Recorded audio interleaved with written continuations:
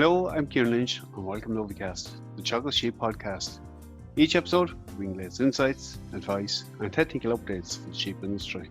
In this week's episode, we catch up with sheep weather farm participant Patrick Dunne.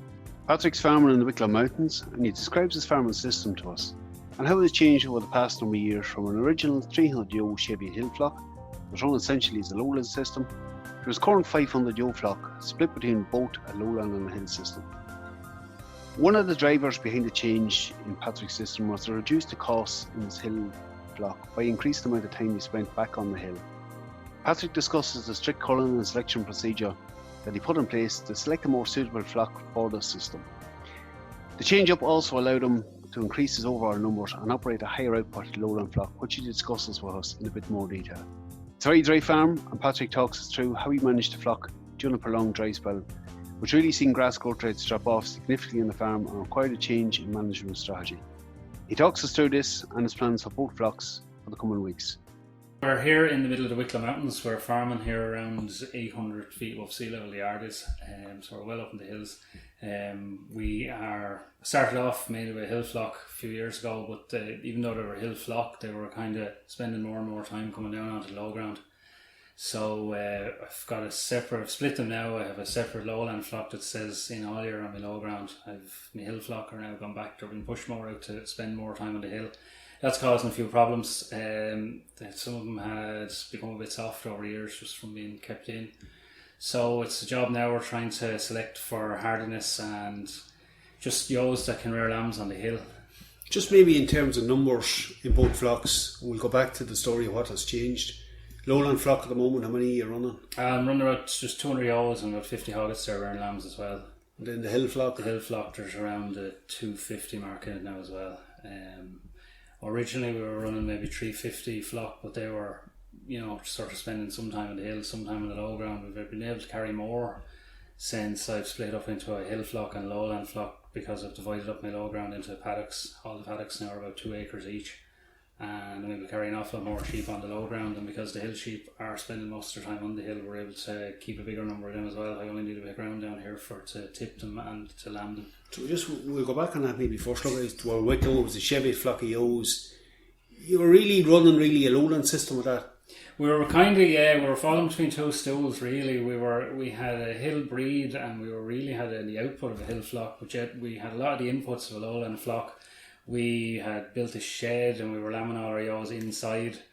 They were spending less and less time on the hill just because we were trying to increase our output. But truth be told, really all we did was increase our costs. Our output wasn't really improving a whole lot. So that's kind of when we went down the road of separating it completely and getting a completely different breed of ewe for a lowland ewe. So we have a mixture of Suffolk Belter, Suffolk Clyn crosses as the lowland flock, and then we still have the Cheviot there as the hill flock now.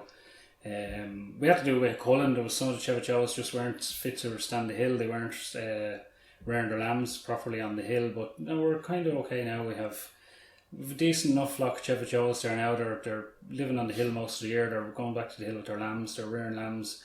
We've nice store lambs to sell there in the harvest, and then we have the lowland flock. We're able to kill the lambs off the farm here. So that's going back 3 or 4 years. You culled down fairly hard on that hill flock of ewes. Yeah, we did. We culled very hard on it. That was the hardest kind of thing to do because the flock was here for generations kind of thing, and we culled hard. We had to cull very hard.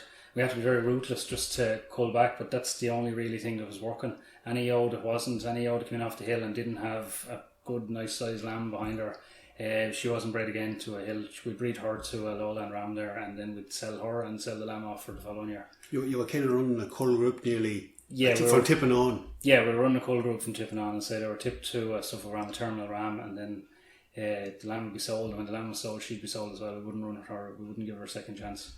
And it was pretty ruthless, but it worked over the course. Now it's still a slow burner, like that's 3 or 4 years gone, and we're still improving, but we are getting there.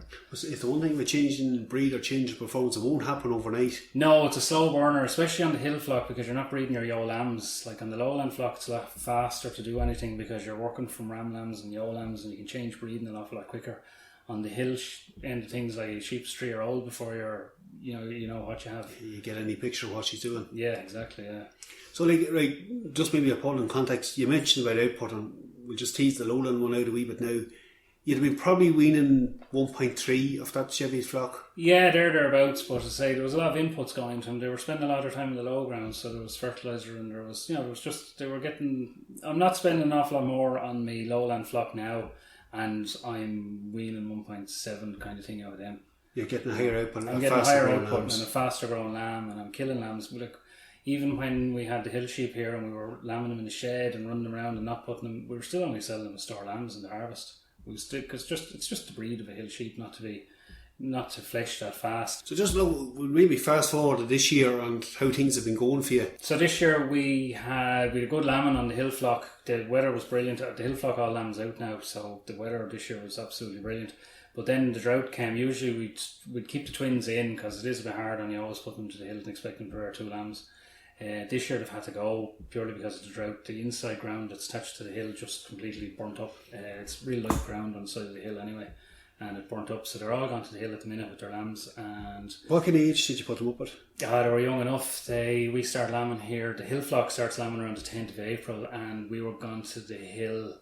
We were gone to the hill by the 15th of May, but like the spread of lambing, the youngest of them lambs could have been only 3-4 weeks of age. So they were quite young. Now we did split in 2.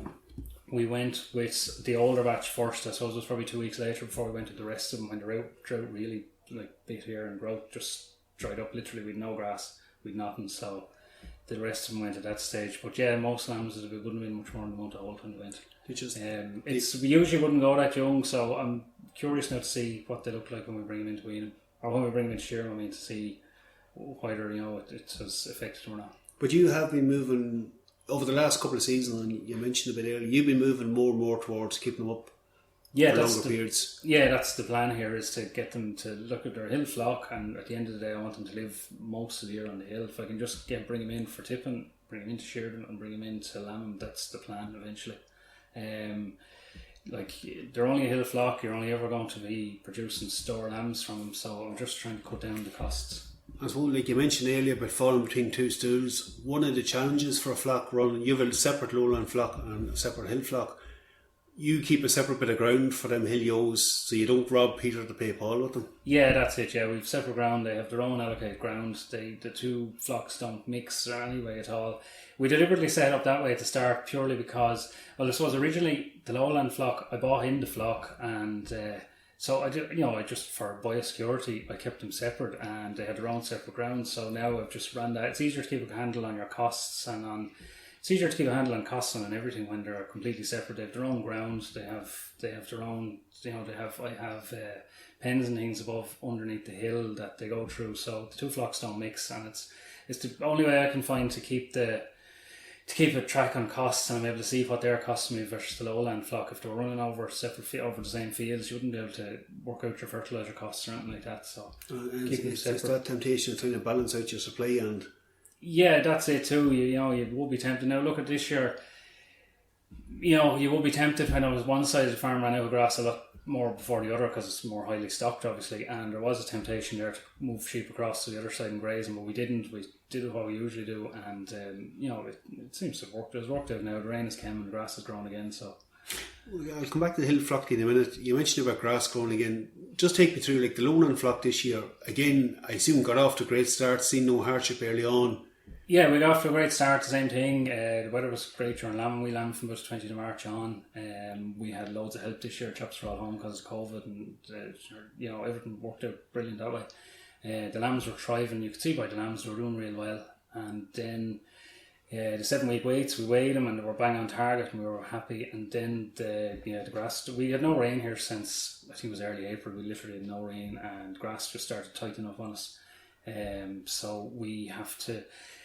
We introduced a creep then just to try and keep them going, but that they're behind now where they should be when we wean them. They're not where we want them to be. So that's we have to try to feed them. Your growth rates, you were going fairly well early on. They were just dropping. They were dropping. Measuring so it's dropping on a weekly basis. We were measuring here every week. I started measuring twice a week, trying to just see was there any hope for grass, but.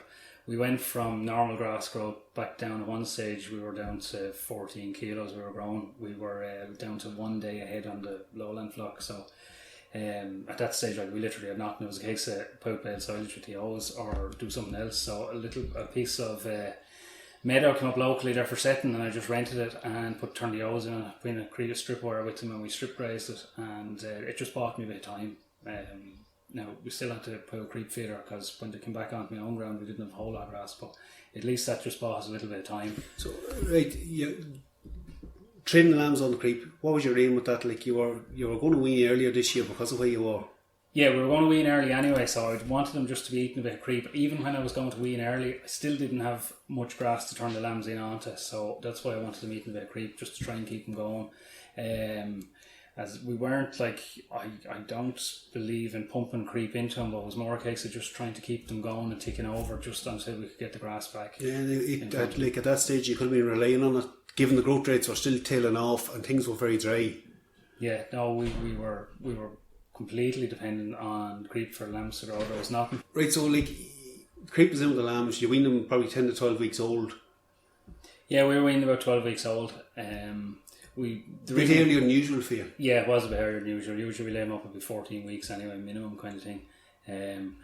Yeah, we were stuck for grass, so I knew I was going to be weaning early, so we put in the creep feeders with them. They were very fast again on the creep feeders this year. I suppose that's probably just a sign that they were probably a bit hungrier, but we put in the creep feeders. Then that was the creep feeders with them for about 2 weeks. Then we weaned them.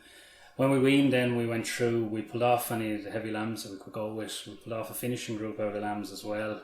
They'll be going on to a bit more intensive feeding. We went through the ewes then, and we pulled off any of the thin ones. We checked their elders, we checked their mouths. You know, we pulled off any ewes we could.